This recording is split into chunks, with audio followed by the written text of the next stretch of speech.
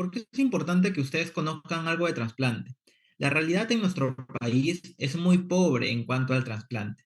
Vamos a hablar primero del trasplante de progenitores hematopoyéticos. En nuestro país está centralizado principalmente en Lima. Sí hay establecimientos en regiones que trasplantan, generalmente trasplantes autólogos. En el caso de las instituciones trasplantadoras de progenitores hematopoyéticos, las que destacan son el INEM, el Hospital Rebagliati y el Instituto Nacional del Niño de San Borja. La mayoría de entidades que trasplantan son entidades de salud. Entidades del MINSA que trasplantan progenitores hematopoyéticos solamente está el Instituto y el INEM. Como vamos a ver, hay un tipo de trasplante en el cual solamente hay un grado de compatibilidad del 50%. Por ejemplo, este tipo de trasplante solamente se realiza en el instituto y en el Rebagliati. No hay más. Entonces es importante que ustedes vayan conociendo de trasplante porque es necesario aumentar la cantidad de trasplantes y generar mayor oportunidad a nuestros pacientes. Esta es una imagen, en la imagen de abajo. Estos son todos los niños que han sido trasplantados con órganos sólidos en el instituto. En el caso del trasplante de órganos sólidos, principalmente, el trasplante de riñón, la situación es mucho más triste, porque las únicas entidades dentro del Ministerio de Salud que trasplantan con donante cadáver en el MINSA es el Instituto del Niño de San Borja y el Hospital Cayetano. Nadie más trasplanta con donante cadáver en el Ministerio de Salud, lo cual lleva a una situación triste a un paciente adulto que requiere un trasplante o aquel adolescente que está a punto de cumplir los 18 años y pierde la oportunidad de encontrar un donante cadáver. Una vez siendo adulto, la única oportunidad es con un trasplante de donante vivo, que es un poco más complejo. La cultura de donación en nuestro país lamentablemente es muy pobre, tenemos muy pocos trasplantes, pero eh, ustedes que van a ser médicos en los siguientes años, es importante que generen mayor cultura de donación. Alguno de ustedes de repente va a ser uciólogo, entonces en UCI, si tiene un paciente con muerte cerebral, llamar al procura, mantener estable a ese paciente, porque en muchas situaciones es que hay pacientes, no los mantienen estable porque es un paciente con muerte cerebral, sin ver la implicancia que tiene este como potencial donante. Esta imagen que ven en la mano izquierda, esta niña es el primer trasplante doble en el Ministerio de Salud, hígado y riñón, que se hizo posible en realidad por la parte del laboratorio y los especialistas de nefrología y también por los cirujanos, porque esta niña tiene una gran cantidad de anticuerpos que hacía imposible encontrar un donante de riñón. Se tuvo que buscar un donante, riñón, hígado, se encontró y la niña ha podido ser trasplantada de ambos órganos y actualmente está de alta. Cuando hablamos de trasplante, vamos a tener barreras que tenemos que vencer. Y las barreras son inmunológicas. Dependiendo del tipo de trasplante, la valla va a ser más alta o más baja. Vamos a ver que, por ejemplo, el trasplante de progenitores hematopoyéticos se va a encontrar en la cima de los requisitos o la exigencia de histocompatibilidad. La exigencia es muy alta en el caso del trasplante de progenitores hematopoyéticos, a diferencia de otros órganos. Vemos, por ejemplo, que en la base está el hígado, y es que en los trasplantes de hígado, la exigencia de los estudios de histocompatibilidad no es, a veces es innecesaria. Otra de las barreras, aparte ya del que hemos hablado del HLA, es el grupo sanguíneo ABO. Ya seguro han visto en su práctica de hemoterapia a los antígenos ABO que están presentes en la membrana de los hematíes. Pero el antígeno ABO no está únicamente en los hematíes, también puede estar presente en el endotelio vascular. Y recuerden que con el trasplante de un órgano sólido también van a trasplantar vasos y endotelio entonces, y puede provocar un rechazo agudo. En esta presentación me voy a, eh, a centrar en el trasplante de progenitores hematopoyéticos. Para el trasplante de progenitores hematopoyéticos, ¿qué se requiere? Se requiere un estudio de HLA y dependiendo de qué tipo de trasplante se dé, lo vamos a ver más adelante, se requerirá un estudio de anticuerpos anti-HLA. Vamos a recordar que es el complejo mayor de histocompatibilidad.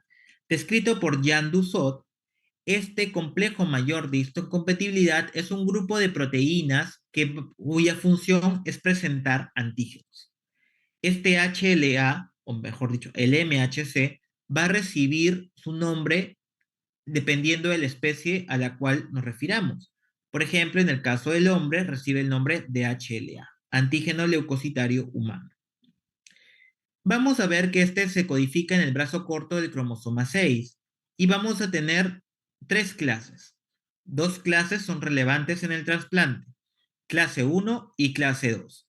El clase 1 se van a encontrar en todas las células nucleadas y también en las plaquetas.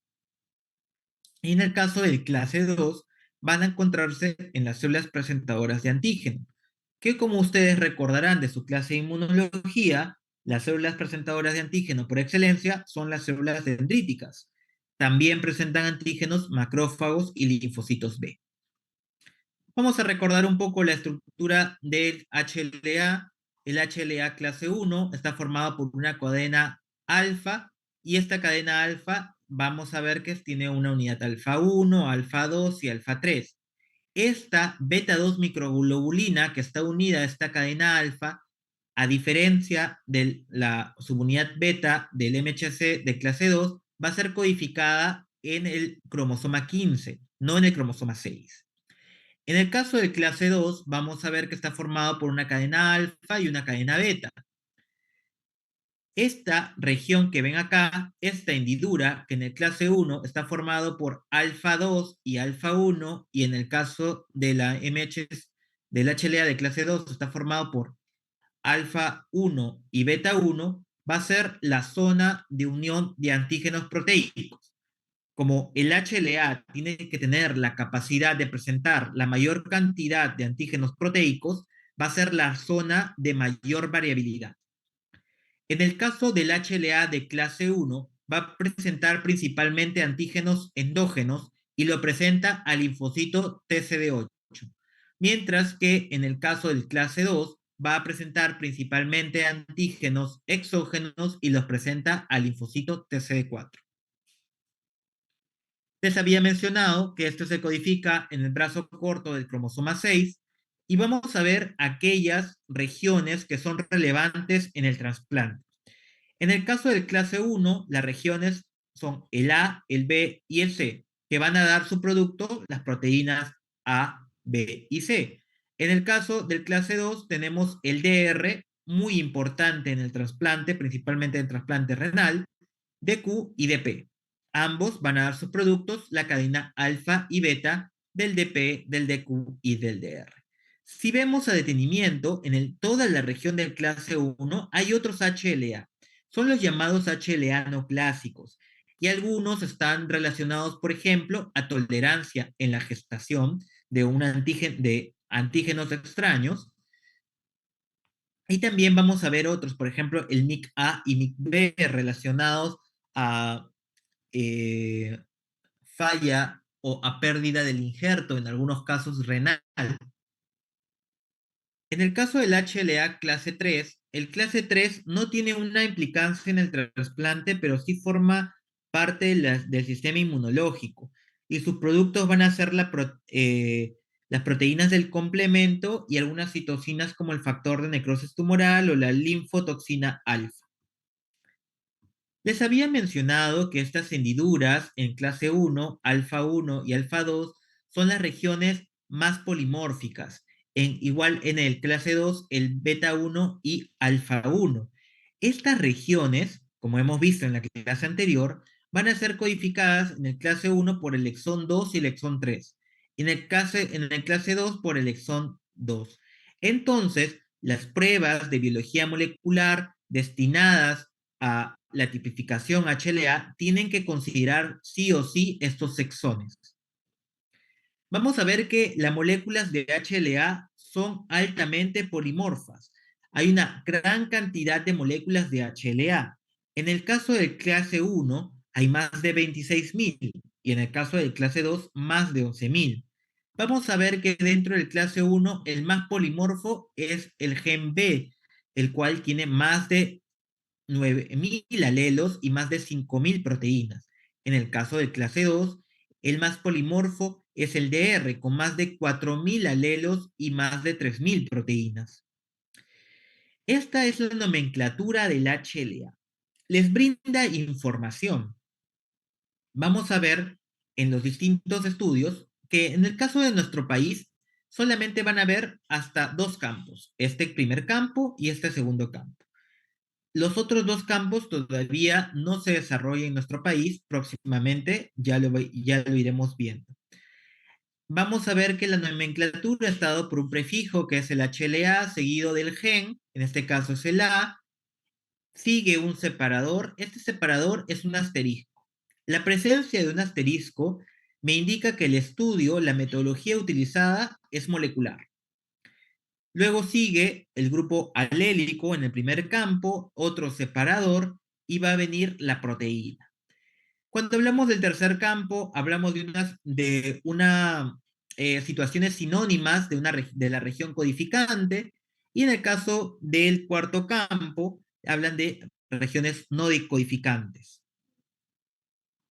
Les había mencionado que esta nomenclatura brinda información. Entonces, hay distintos niveles de información o de resolución. Por ejemplo, si solamente me brindan el primer campo, hablo de un estudio de baja resolución. Si me brindan el segundo campo, pero a través de un código y no me indican específicamente la proteína, hablo de un estudio de resolución intermedia. Si me brindan el primer y segundo campo, hablo de un estudio de alta resolución. ¿Por qué es importante la resolución o la información que me brinden? Dependiendo del grado de información en resolución, se van a poder realizar los trasplantes. Por ejemplo, había mencionado que el trasplante de progenitores hematopoyéticos es el de mayor exigencia inmunológica. Estos requieren estudios de alta resolución, salvo se realicen trasplantes emparentados, y vamos a ver el por qué en las siguientes diapositivas. Las metodologías entonces para la tipificación HLA, hay metodologías serológicas y las metodologías moleculares. ¿Quién destaca en la metodología molecular? Destaca esta, el SSO, secuencia de oligonucleótido específico. ¿Por qué destaca? Porque esta me brinda una resolución intermedia y es la tecnología utilizada actualmente en el país. ¿Qué otra tecnología está próxima a desarrollarse? El NGS. Ya hay algunas, como por ejemplo el Revaliati, que va a comenzar a migrar a NGS. El instituto también en los próximos meses va a comenzar a hacer NGS, la cual me permite la secuenciación dependiendo de la cantidad de genes, de 11 genes, de 6 genes, y la identificación de mayor información y más campos del HLA. En el caso del trasplante de progenitores, les había mencionado que el nivel de resolución tiene que ser alta. Es necesario que sea alta para el trasplante de progenitores hematopoyéticos. Pero en nuestro país se da una resolución intermedia. ¿Por qué? Porque solamente hacemos trasplante emparentado en nuestro país.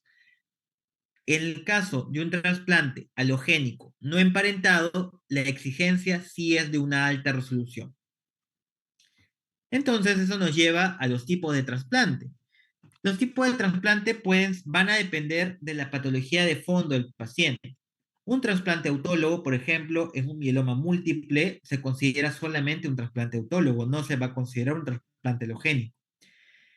Como donante, en el trasplante alogénico, dentro de él se encuentra el trasplante singénico, el cual se hace de gemelos univitelinos. Y el trasplante alogénico también lo puede dividir en emparentado y no emparentado. El emparentado se va a dar dentro de familias y puede ser el padre, los hermanos y los hijos. Y vamos a ver por qué eh, es relevante el estudio en la familia por el grado de compatibilidad. El HLA, nosotros vamos a tener dos haplotipos de HLA. Vamos a ver este ejemplo. Tenemos que la madre tiene un haplotipo rojo y un haplotipo celeste. El padre tiene un haplotipo verde y un haplotipo azul. Sus hijos, por herencia mendeliana, van a heredar un haplotipo de la madre y un haplotipo del padre. En este caso, este hijo tiene uno rojo de la madre y uno verde del padre. Este, el rojo de la madre, el azul del padre, este, el celeste de la madre, el verde del padre, y este, el celeste de la madre y el azul del padre. Vamos a centrarnos en este, que es el paciente. Este paciente tiene un haplotipo rojo y un haplotipo azul. La primera opción de un trasplante de progenitores hematopoyéticos es buscar un donante idéntico. ¿Dónde tengo la posibilidad de encontrar un donante idéntico? En los padres, en los hermanos. Porque los hermanos van a heredar estos haplotipos del padre. Pero la probabilidad, ¿cuál va a ser? Una de 4. O sea, el 25% de que mi hermano sea completamente idéntico a mí. Existe otro tipo de trasplante en el caso de no encontrar un idéntico. En el país, la continuación es a un trasplante haploidéntico. ¿Qué es un trasplante haploidéntico? Vemos acá, solamente compartir la mitad, o sea, solamente compartir un haplotipo. Entonces, su donante serían aquellos que compartan este haplotipo rojo o este haplotipo azul. Es así que los padres van a ser 100% haploidéntico al hijo, porque les va a heredar un haplotipo. Igual, los hijos de este paciente van a ser haploidénticos con el padre. Vemos acá otro ejemplo en el cual ya han colocado los distintos locus. Vemos acá el padre que es un A1, un B8, un DR3, un DQ2. Y el otro haplotipo, que es el verde, es un A2, un B44, DR7, DQ2. En el caso de la madre, vemos este haplotipo morado, que es un A3, un B7, DR2, DQ1. Y este haplotipo medio rojo, medio naranja, que es un A11, B60, DR4, DQ4. Se heredan siguiendo la herencia mendeliana y vamos a ver que cada hijo ha heredado un haplotipo. ¿Por qué les pongo este ejemplo? En este caso, vemos, por ejemplo, este hijo hereda el rojo de la madre, pero este azul del padre, que debería ser un A1, un B8, DR3, un DQ2, es un A2, un B8, DR3 y un DQ2. Este A2 viene este haplotipo verde. ¿Qué ha ocurrido acá? Ha ocurrido una recombinación que se puede dar en los extremos, o sea, en el locus A y en los DQs. La detección de anticuerpos anti-HLA les había mencionado que solamente se da en algunos tipos de trasplante de progenitores hematopoyéticos. Regresemos a esta imagen. Si ustedes tienen un donante que es completamente idéntico, comparten ambos haplotipos, ya no es necesario el estudio de anticuerpos anti-HLA porque comparten el 100% de antígenos HLA. Si se considera un trasplante haploidéntico, vamos a ver que hay un haplotipo que no comparten. Entonces, hay antígenos extraños, por lo cual puede haber una reacción antígeno-anticuerpo y llevar al rechazo. Entonces, en los estudios de detección de anticuerpos anti-HLA, en el caso de progenitores hematopoyéticos, se va a dar si se piensa en un trasplante haploidéntico. ¿Cómo una persona se sensibiliza para anticuerpos anti-HLA? Uno de ellos es las transfusiones sanguíneas. Como le había mencionado a mi grupo de práctica, en el paquete globular no solamente hay hematíes, también hay la presencia de leucocitos. Y estos leucocitos tienen HLA y pueden generar una respuesta antígeno-anticuerpo y producir anticuerpos anti-HLA. La otra forma es la gestación. Recuerden que en la gestación hay la presencia de antígenos del padre que lo va a tener el niño y que van a ser extraños a la madre y que va a generar anticuerpos. El otro es los trasplantes previos. Estos también van a generar anticuerpos anti-HLA. Hay dos pruebas para detección de anticuerpos anti-HLA, no me voy a detener mucho acá. Una prueba de screening en la cual se llama PRA. Tengo una perla que tiene distintos tipos de antígenos. Si el paciente tiene los anticuerpos, se van a pegar a estos antígenos de la perla. Se coloca un anticuerpo secundario con una reacción fluorescente y si se da esta reacción antígeno-anticuerpo, va a ser leída por un citómetro que por distintos haces de luz van a identificar la presencia de este anticuerpo que ha sido pegado a ese antígeno. Pero es una prueba de screening. Luego sigue otra prueba que se llama Single 1, Single 2, en el cual la perla ya no tiene todos estos antígenos, sino tiene un antígeno específico. Entonces, si hay un anticuerpo, este se va a pegar de manera específica a esta perla y voy a poder identificar el anticuerpo específico. Estos son ejemplos de resultados de estudios de histocompatibilidad. Vamos a verlos rápidamente. Tengo el paciente, un hermano 2. Vemos sus antígenos en el caso de locus A, una 2, una 24, que también lo tienen ambos hermanos. En el B, un 15, un 35. En el C, un 1, un 4, que también lo están compartiendo los hermanos. Me voy al clase 2. En el clase 2 es el DR y el DQ. Vemos un DR9, un DR16, también compartido por los hermanos, y un DQ alfa 3, un DQ alfa 5, un DQ beta 3, un DQ beta 3, que también lo comparten ambos hermanos. En este caso, el paciente es 100% compatible y ambos hermanos son sus potenciales donantes. Este es otro caso en el cual se hace un estudio con el papá y la mamá. Ya sabemos que si es de verdad su papá y su mamá, van a ser haploidénticos. Y esto lo vemos acá. Vamos a ver que toda la línea de arriba va a ser un haplotipo y la otra línea roja va a ser otro haplotipo. En el caso del padre, este le está heredando el haplotipo azul y en el caso de la madre le hereda el haplotipo rojo. Estos son haploidénticos porque son sus padres. En otro estudio vemos al paciente con sus padres que son haploidénticos y también vemos con su hermano. En este caso, su hermano solamente ha heredado, mejor dicho, el rojo de la madre y el verde del padre. Solamente comparte con el paciente el rojo que es de la madre. Entonces, en este caso, el hermano también vendría a ser haploidéntico. Como les había mencionado, si se piensa en un trasplante haploidéntico, se requiere un estudio de anticuerpos. En este caso, el paciente se hizo el estudio, pero no se detectó anticuerpos anti-HLA, por lo que tanto el papá como la mamá pueden ser sus donantes. Este es otro estudio en el cual se hace un estudio con el paciente y la madre. Vemos que son haploidénticos porque comparten este haplotipo rojo. Se hace un estudio de anticuerpos pensando en un trasplante y se encuentran anticuerpos, pero estos anticuerpos no son donante específico. Estos anticuerpos no van contra los antígenos maternos, por lo cual sí se puede hacer el trasplante. Vemos estos otros dos ejemplos.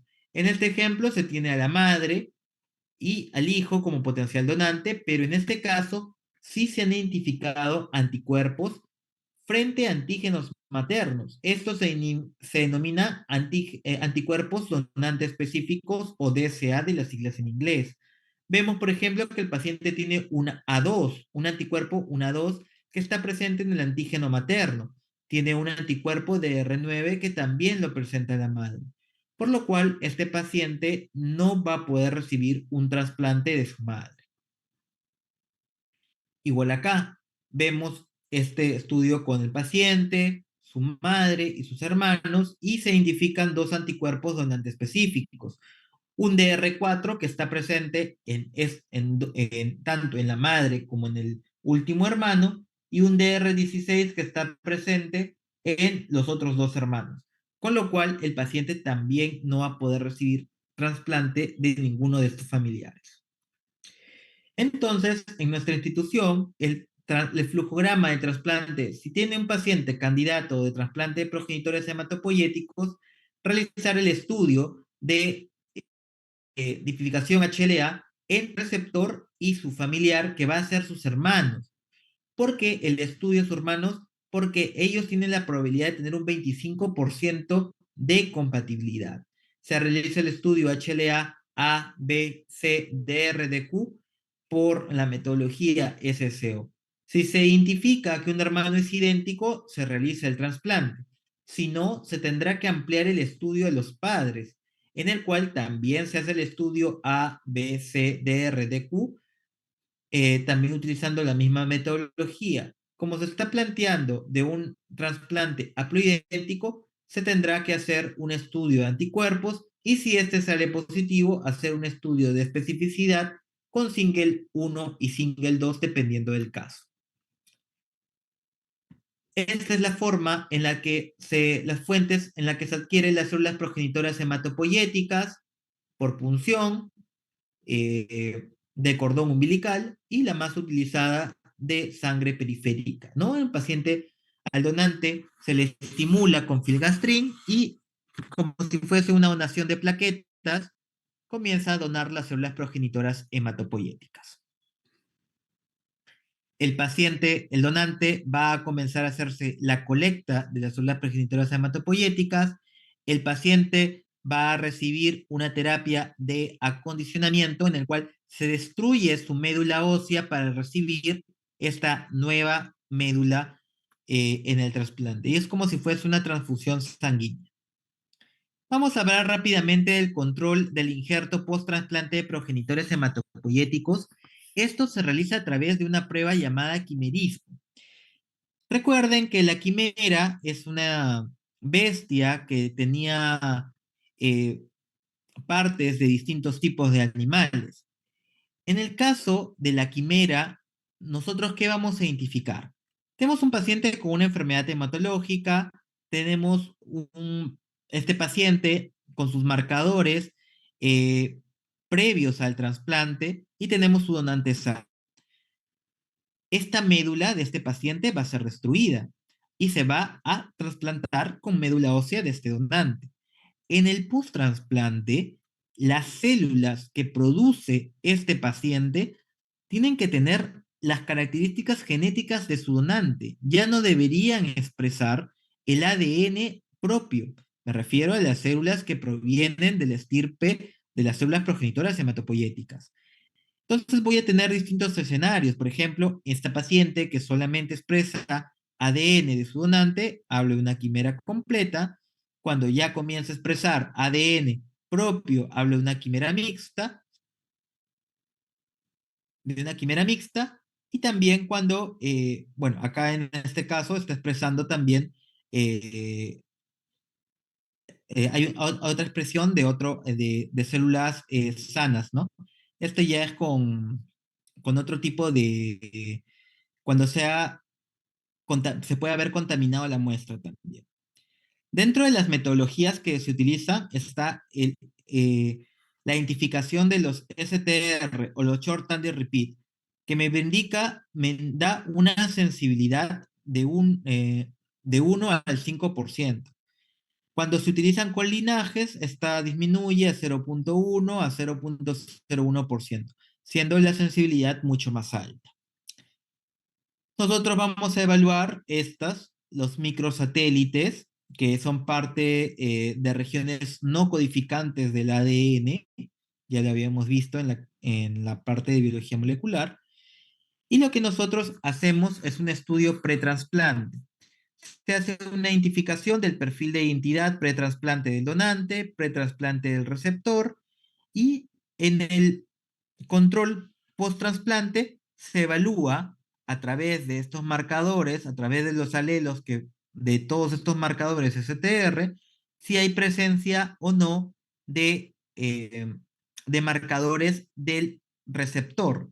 En este caso vemos, por ejemplo, los marcadores del donante, vemos algunos marcadores que están sombreados, son los llamados marcadores informativos, y vamos a ver que la presencia de estos marcadores informativos en el post-trasplante solamente deberían ser del donante. En este caso, se ha identificado que solamente son del donante, por lo cual puedo hablar de una quimera completa, más del 95%, y indicar que el trasplante va bien desde el punto de vista molecular. Bueno, esa en realidad es una pequeña parte de lo que es la quimera. Otras pruebas que realizamos en el laboratorio de biología molecular, hacemos quimera por selección celular, detección de agentes infecciosos, genotipificación KIR y cross-match por citometría de flujo son parte también del laboratorio de biología molecular. Bueno, eso es todo. ¿Tienen alguna consulta, chicos? ¿Alguna pregunta?